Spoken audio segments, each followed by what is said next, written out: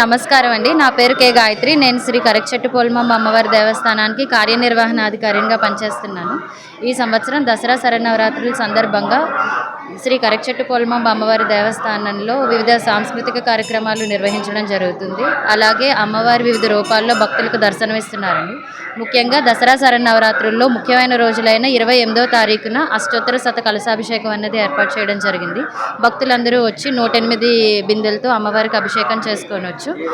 మరియు 1వ తారీఖున లక్ష పుష్పార్చన కూడా మనం ఏర్పాటు చేయడం జరిగిందండి. ఈరోజు ముఖ్యంగా అమ్మవారు గాయత్రీదేవి రూపంలో మనకి దర్శనమిస్తున్నారండి. మంగళవారం మరియు గాయత్రి అవతారం కావున భక్తులు వందలాదిగా వచ్చి అమ్మవారిని దర్శించుకుంటున్నారు. అమ్మవారి తీర్థ ప్రసాదాలు స్వీకరిస్తున్నారు.